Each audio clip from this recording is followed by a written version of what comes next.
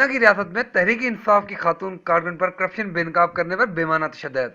शौकत खानम अस्पताल में करप्शन सामने लाना जुर्म बन गया। वज़ीर-ए-आज़म इमरान खान वाक़े से बेखबर। मियां तारक जावेद नामी शख्स की जानिब से तहरीक इंसाफ की कारकुन खातून को धमकियों का सिलसिला ताहाल जारी। वकला के जुत्थे का मियां तारक जावेद के कहने पर निहत्ती खातून पर अदालत के बीच हमला। केस वापस लो वरना इज्जत लूट लेंगे, वकला की खातून को धमकी। एक वकील ने कहा कि रात साथ गुजारो वरना केस वापस लो। मुतासरा खातून का शर्मनाक इंकशाफ। 30 से जायद वकला ने केस वापस लेने के लिए खातून को मारा, धक्के मारे, धमकियां भी दी। नैब, पुलिस और दीगर का केस लेने से इनकार। तहरीक इंसाफ की कारकुन इंसाफ मांगने प्रेस क्लब इस्लामाबाद पहुंच गई। इमरान खान के विजन के मुताबिक करप्शन को बेनकाब करना चाहा, मगर वज़ीर-ए-आज़म इमरान खान साहब टच से मस ना हुए। खातून की रोते हुए दहाई। इस्लामाबाद की रिहायशी खातून जनीश खान ने नेशनल प्रेस क्लब इस्लामाबाद में प्रेस कॉन्फ्रेंस करते हुए कहा कि डेनमार्क में मुकीम पाकिस्तानी निजात डच शहरी मियां तारक जावेद ने शौकत खानम अस्पताल के नाम पर जाली बैंक अकाउंट खुलवा के करोड़ों रुपए की करप्शन की है, जिसकी दरख्वास्त नैब में दायर कर दी। जबकि केस दायर करने की पादाश में मियां जावेद समेत 6 रुकनी गैंग ने उनके खिलाफ सोशल मीडिया पर मुहिम और धमकियों का सिलसिला शुरू करते हुए उनकी जिंदगी अजीरन कर दी। मैंने कम्युनिटी से भी रब्ता किया। मेरे हस्बैंड भी डेनमार्क में रहते हैं। हमारी प्रॉपर्टी यूज हुई है, लोगों की प्रॉपर्टी यूज हुई है मीडिया वालों को धोखा देने के लिए। एक दिन जियो का प्रोग्राम हुआ, ये लाहौर में केस है हमारे डेफिमेशन और मिसयूज ऑफ प्रॉपर्टी का। एक दिन जियो का प्रोग्राम हमारी प्रॉपर्टी पे हुआ, लोगों की प्रॉपर्टी पे हुआ और इसका आगे जवाब है। तो अभी तक इस केस में मियां तारिक जावेद का कोई भी वकील नहीं आया। जब मैं इस केस के हवाले से first time Lahore session court में इंटरव्यू के इस केस के हवाले से मुझे पता चले कि ये केस कितना मूव हुआ है, तो इंटरव्यू के वक्त मेरे साथ एक वकील ने बताया कि मैं उन्हें नहीं जानती थी, मैं उस वाइफ को फर्स्ट टाइम कोर्ट में गई थी। जब उस वकील ने बदतमीजी की तो मैं अपने वकील से मिलकर वापस आ रही थी। वो भी वकील 35 वकीलों के साथ आ गया लाहौर सेशन कोर्ट के अंदर। उन्होंने मारपीट शुरू कर दी। मैं आप लोगों को अभी वो वीडियो दिखाती हूँ जिधर 35 वकीलों ने मेरे साथ मारपीट की, मेरे कपड़े फाड़े, मेरे सर की चादर उतार के जमीन में फेंक दी, हाथ में पत्थर पकड़ के मेरे ऊपर अटैक किए। ये उसकी वीडियो है। जो लोगों ऊपर लोग जो खड़े थे उन्होंने मोबाइल में बनाई और बाद में उन्होंने रास्ता करते हुए जैसे मैं वहां से निकली हूँ हड़बड़ से लोग पीछे पीछे भागे। उन्होंने मैडम खुदा के लिए प्रूफ पास रख ले, कल को आपको कोर्ट कचहरी में काम आ जाएगा कि आपके साथ हुआ क्या है। ये थोड़ी सी तरह आप लोग वीडियो देखिए और इसमें देखिए कि वो किस तरह मारपीट करे। नेशनल प्रेस क्लब इस्लामाबाद में प्रेस कॉन्फ्रेंस करते हुए जनीश खान का कहना था कि डेनमार्क में मुकीम मियां तारक जावेद नामी शख्स जो कि पहले पीटीआई का वहां पर अहदेदार था, ने वहां पर पाकिस्तानी ओवरसीज कम्युनिटी के नाम से एक तंजीम बना रखी है। उसने 2014 में वहां पर शौकत खानम अस्पताल के नाम पर अपने भाई मियां आबद की मिली भगत से बैंक अकाउंट खुलवा कर 4 बरस तक फंड इकट्ठे किया और वो फंड शौकत खानम अस्पताल को देने के बजाय अपनी जायदादें और गाड़ियां बनाने पर मसरूफ रहा, जिसकी शिकायत दर्ज करवाने पर पीटीआई की क़यादत की तरफ से उसे पार्टी से निकाल दिया गया था। ज़नीश खान ने मजीद बताया कि उनके खिलाफ मुख्तलिफ फोरम पर दरख्वास्तें दी गई, मगर मुल्ज़म बाअसर होने की वजह से कहीं भी सुनवाई ना हो सकी, बल्कि उल्टा हमें ही मोरूद इल्ज़ाम ठहराया जा रहा है।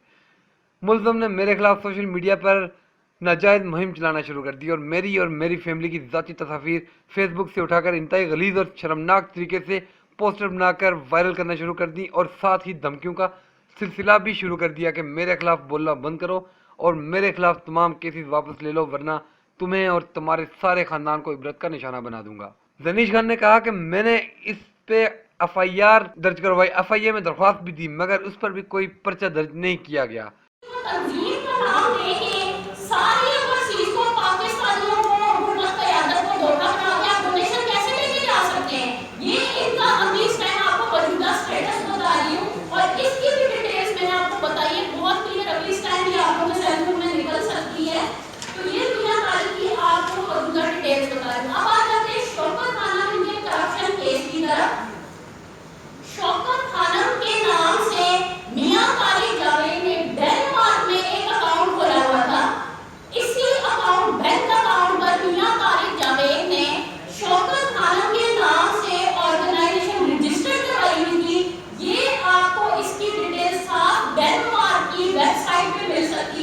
data.cbr.gov.dk।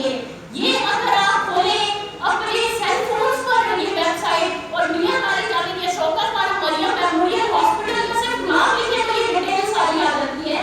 ये वाला जो अकाउंट बैंक में खोला गया 2014 और 17 तक खोले रखा 4 साल, जब इमरान खान का खुद पर्सनली सारा दौरा होता था यूरोप में और पूरा यूरोप डोनेशन देता था। अलीमा खान खुद भी जाती थी, हमारी गाड़ी में भी वो बैठी है, सारे लोग जानते हैं, पीटीआई की क़यादत जाती है, सारी ओवरसीज जानती है।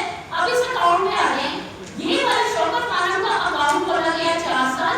ये इसकी डिटेल है, इसमें जो यहाँ पर सादिया तारिक नाम लिखा है, मियां तारिक की मिसेस का नाम लिखा है इस पे। और अगर आप वहाँ पे कोई भी अकाउंट खोलते हो तो आपको सारी जितनी उस अकाउंट पे एड्रेस होता है, उसकी जितनी भी डिटेल्स होती है वो सारी आपको इंटरनेट पे आ जाती हैं। इसीलिए कोई बंदा कह नहीं सकता कि ये मेरा अकाउंट नहीं है, मेरे नाम का फेक बना है, क्योंकि इनकी मिसेस का नाम, इनके बच्चों के नाम जो जो खोला है, जो जो आपने जितनी भी कंपनीज खुली है, जितने भी अकाउंट्स खुले, वो ऑनलाइन आपको डिटेल मिल जाएगी। ये शौकत खानम के नाम का मियां तारिक जावेद ने फेक अकाउंट खोली रखा है और ये इनका वहां का नंबर, एड्रेस, हर चीज इस पे मेंशन है। जब इस हवाले से ये बात उनके हंगामा बनी, ये बैंक, इनका मैं आपको ये बैंक का भी नाम बता दूं, ये इनके बैंक का नाम है और ये अकाउंट की डिटेल है इसमें सारी की सारी। अब जब इस अकाउंट के हवाले से पीटीआई की क़यादत को पता चला, पाकिस्तान में पता चला, मैंने खुद अपने नंबर से, मेरे पास रिकॉर्ड है, मैंने अपने नंबर से डॉक्टर नाइला खान को कॉल की, जो मार्केट एसोसिएट डायरेक्टर है शौकत खानम फंडिंग की, कि ये जो अकाउंट है इसकी जो डिटेल है ये क्या है, ये क्या आपके शौकत खानम को पता है कि 4 साल ये अकाउंट खुला था इस शौकत खानम के नाम से डेनमार्क में और 4 साल तक फंडिंग होती रही है? क्या आप इस बात से वाकिफ हैं कि क्या ये अकाउंट लीगल है? क्या ये 4 साल से जो अकाउंट खुला है और इमरान खान साहब ने खुद खुला किया यूरोप का, और ये इस पे जो पैसा जाता है इसकी क्या डिटेल है? उन्होंने मुझे स्ट्रेट आंसर किया कि ये अकाउंट फेक है, ये अकाउंट जाली है। शौकत खानम लीगल टीम के पास इस अकाउंट से आज तक एक पैसा नहीं आया और इस अकाउंट की किसी को भी इजाजत नहीं दी हुई, जो डेनमार्क में हमारी टीम नहीं है।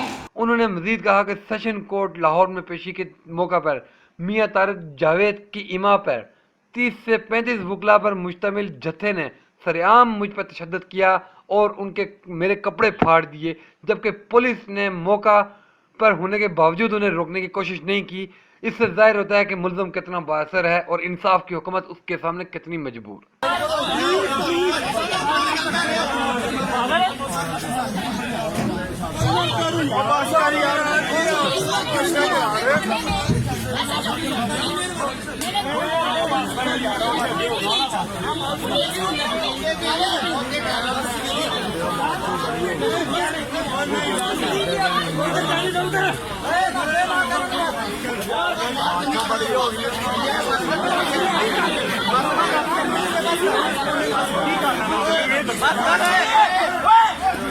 गवर्नर पंजाब को दी गई मेरी दरख्वास्त पर गवर्नर हाउस से इंक्वायरी का ऑर्डर किया गया है, लेकिन अभी तक कोई अमल दरामद नहीं किया गया। जनीश खान ने मजीद कहा कि लाहौर हाईकोर्ट की तरफ से मियां तारिक जावेद के खिलाफ हुक्म भी आ चुका है, लेकिन अब तक मियां तारिक जावेद के खिलाफ कोई कार्रवाई नहीं की गई। उन्होंने वज़ीर-ए-आज़म इमरान खान से मुतालबा किया कि करप्शन से पाक पाकिस्तान उनकी पार्टी का नारा था, जिसकी बुनियाद पर हमने भी करप्शन को बेनकाब किया, मगर उनकी अपनी पार्टी और शौकत खानम के नाम पर मिली करप्शन की निशानदेही करने वाली एक निहत्ती खातून की जिंदगी को अजीरन बना दिया गया है। वज़ीर-ए-आज़म इमरान खान साहब इस जानब भी तवज्जो दें और हमें इंसाफ फराहम करें। ये मैंने इस्लामाबाद हाई कोर्ट से प्रोटेक्टिव बेल अपने और अपने सिक्योरिटी गार्ड की करवाई है। ये मामला सारा ये था कि 13 जुलाई 2020 को मैं अपने सिक्योरिटी गार्ड्स के साथ गई थी अपने केस को डिस्कस करने के लिए लाहौर सेशन कोर्ट में, और वहाँ पे एंट्री के बाद राना वहाब नामी वकील ने मेरे साथ बदतमीजी की कोशिश की। मेरे सिक्योरिटी गार्ड ने मना किया